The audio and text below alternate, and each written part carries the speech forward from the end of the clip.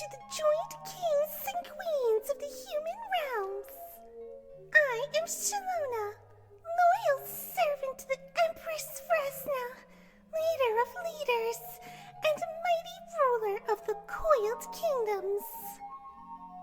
For what is believed to be the first time in history, you humans have invited a member of the Lamia royalty to your realm. Normally, such an invitation would be viewed as a trap, for my kind are a very private people.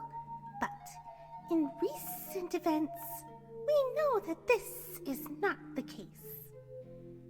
Progress is being made in our united front against the undead armies of the Cobalt Queen. And after long months of fighting, it makes sense to meet in person and discuss future battle plans. Naturally, however, as this is the first time as Lamia has entered these halls, at least willingly, my Empress has several requests that must be granted before further discussions relating to the war take place. First, as Lamia diets are different to humans, I have been given a list of required food and beverages to turn to your castle chef. It has been a long journey, and my Empress and her knights are hungry. Secondly, we shall require that the chambers you have provided the Empress Fresna are heated, whether naturally or via magics, to a temperature equivalent of what my Empress is used to in her homeland. And third, and most importantly, my Empress demands that the ambassador of Hawksmount, the brave young hero that graced her halls months ago and brought the undead threat to her attention, be allowed to meet with her as soon as possible. Am I correct in understanding that the ambassador of Hawksmount is here? Yes! Thank you for making your presence known, Ambassador! These terms, they are non-negotiable, and they are the reason I am speaking in my lady's stead. If they are not met, then her time will have been wasted, and her armies, she shall return without a word uttered or sword raised. It is our understanding that such an action would be disastrous for the already ravaged human kingdoms. So it is as much for your benefit as it is for ours that these requests are met. Of course, my lady knows such things takes time, and she is a patient woman when the need arises. Food must be prepared, quarters take time to heat, but given that the ambassador that she desires is already here, as a sign of good faith, perhaps they can be brought before my lady now?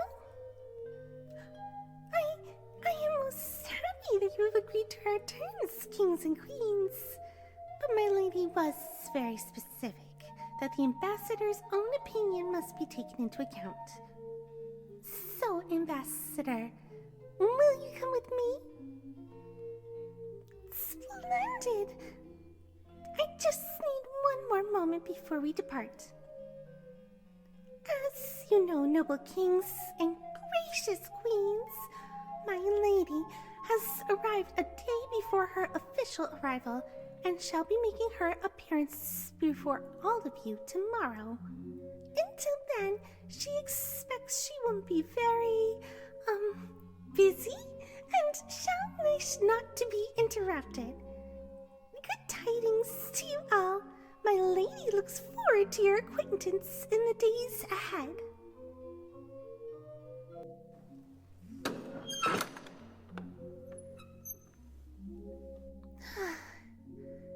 I hated feeling all their eyes on me. Well, I'm the equivalent of a nest of vipers is a hall of humans. Poor my manners. A pleasure to see you again, human. You probably don't remember me. Not that I'm doubting your intelligence.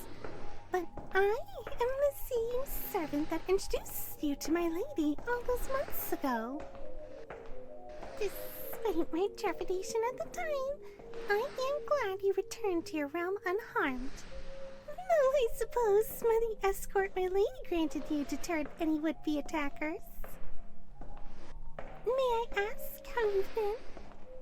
Has this undead blight been keeping you busy?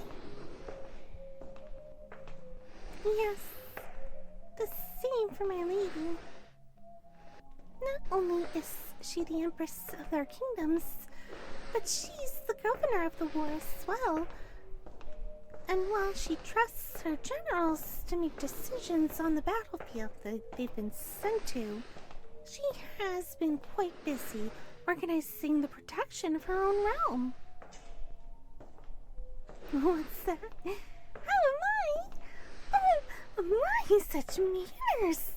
But please, do not waste a second on my humble vicinity, human, for I am not worth the time or the energy. Getting back to more important matters, I feel I must warn you. My lady has been quite excited at the prospect of seeing you again. While she puts on a calm, commanding face, this Cobalt Queen, her armies, they're the greatest threat she has ever faced in her time as a ruler. So, don't be surprised if she's a bit more, aggressive than when you last met. She's already in her chambers. Despite her demands, she's found them more than comfortable. Really, asking for a change in temperature was more of a show of power, but she isn't going to make her time here easy for her house. After all, our kingdoms were enemies until very recently. The memory of the Coiled Kingdoms is a long one.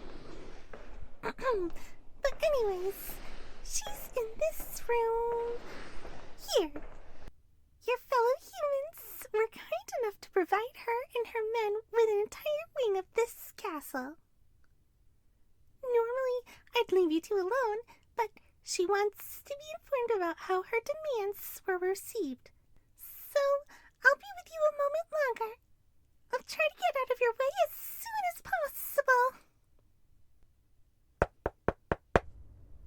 Enter. I think she's in a good mood. This is the happiest I've seen her since you left. 1,000,000,000 apologies for the intrusion, milady. Of all the tasks you performed for me in your years of servitude, Shalona, this is your greatest feat. Bringing my darling small prey before me in so quickly a manner, it has brought me no small amount of joy to my cold black heart. Come here, my beloved. I will not wait 1 second more.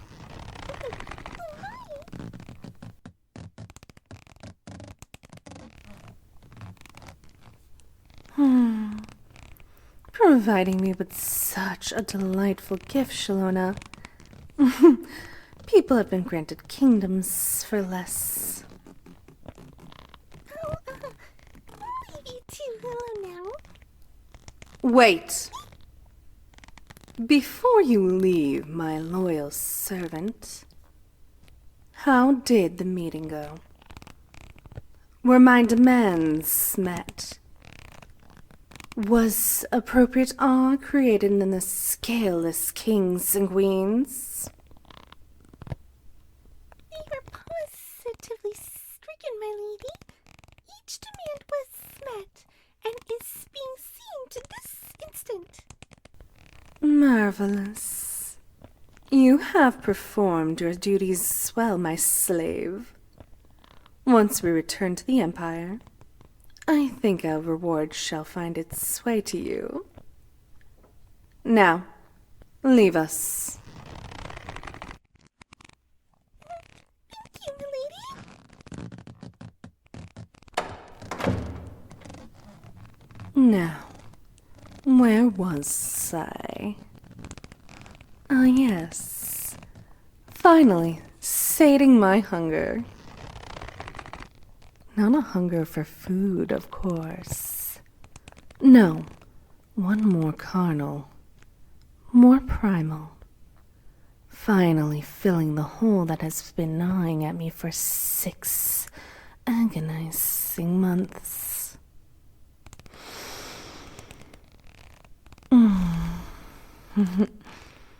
Has it been gnawing at you too, my small prey? Have you shared in the longing I felt? Have you had the same desire after that? Oh, so brief, magnificent moment all those eternities ago. You need not wait another moment, darling. Know that you are safe with me, here and now. No one shall disturb us. No one dares. Here you are free of duty, free of restrictions. Here you can be you, and I can be me. Loosen your limbs. Let me help remove those cumbersome pieces of armor.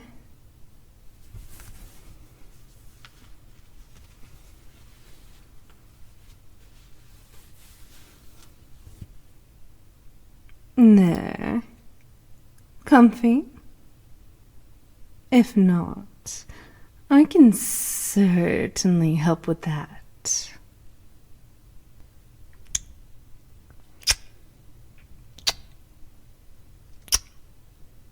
Not 1 second has passed when I haven't thought of you, my beloved.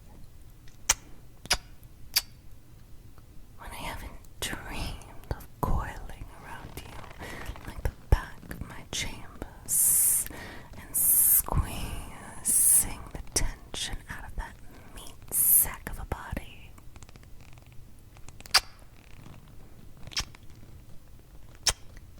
Release yourself, my love. Sink into me and let the stress escape your form. There. I've missed you, my prey. And from the bliss upon your face, I know you've felt the same.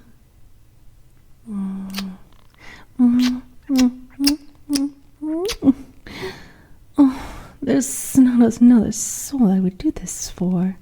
You understand, right?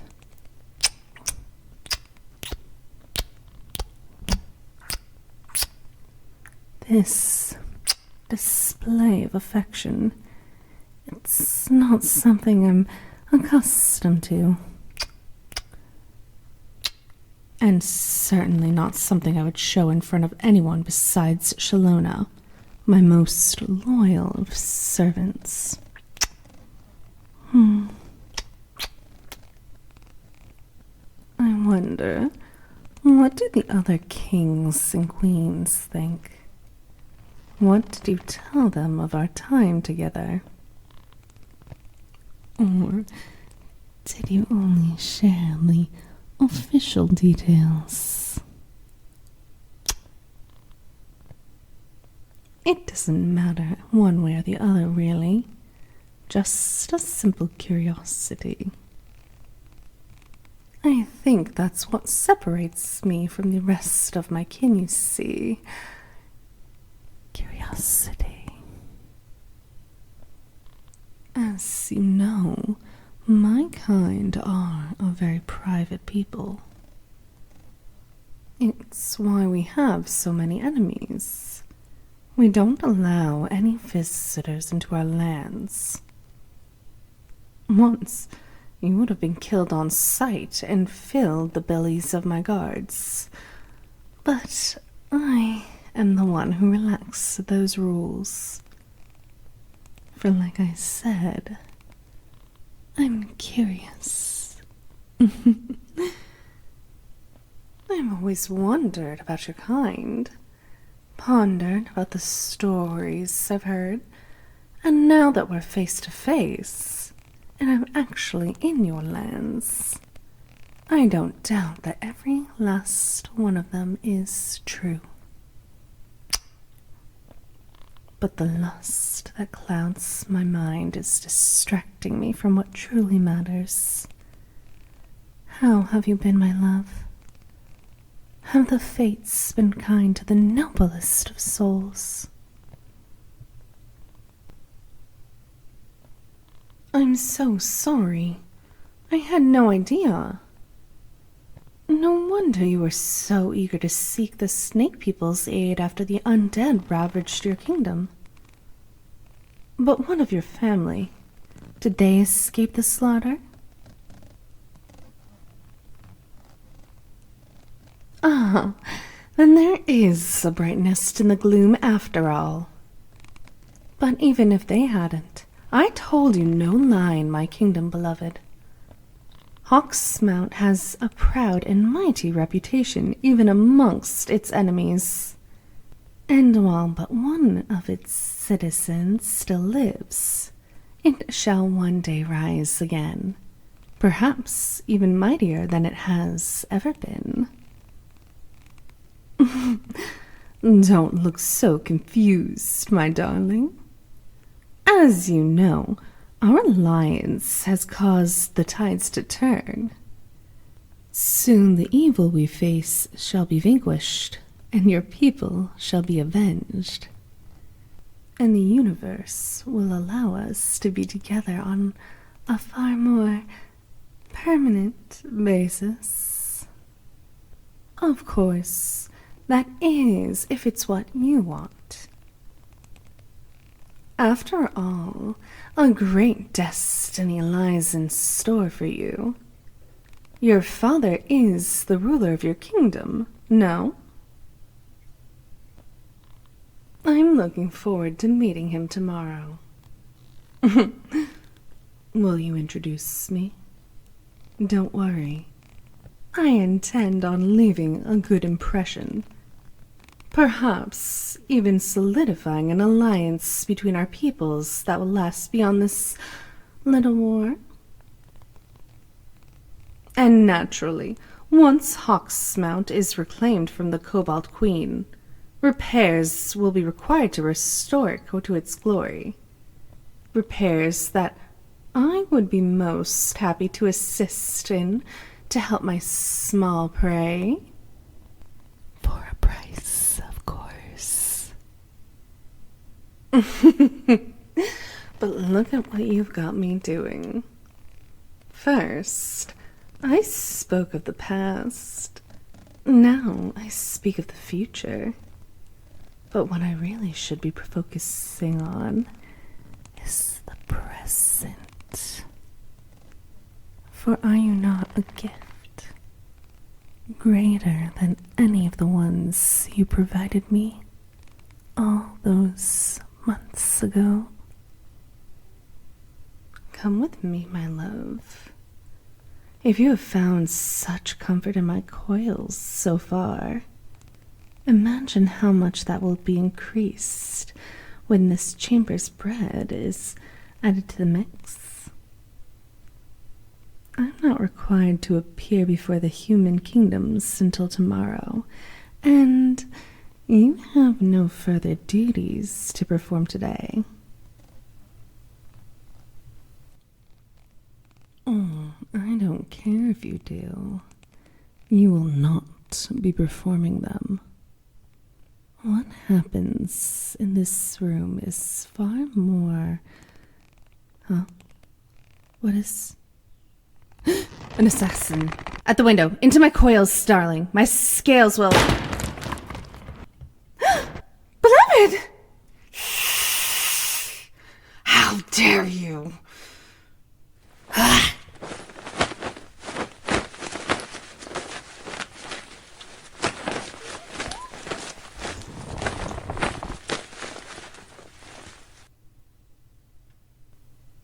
Beloved?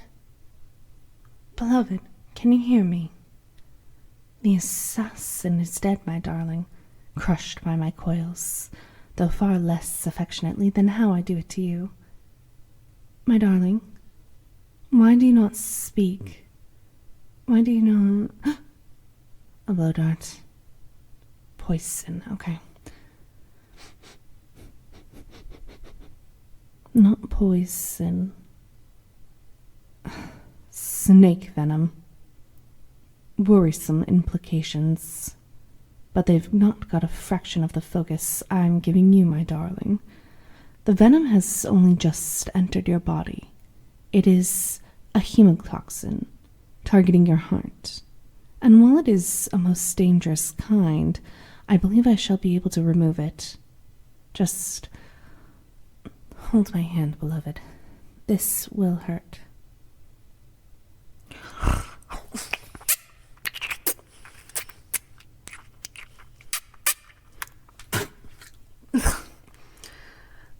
Not the way I wished to sample your blood, my love. I would have preferred a more tender, loving bite, but I suppose this is loving in its own strange way. Are you all right? My cold blood means it's not often my heart beats this quickly, but when faced in the possibility of your death, I apologize for my fragility. It shall not happen again, I assure you. The assassin. Dead, like I told you.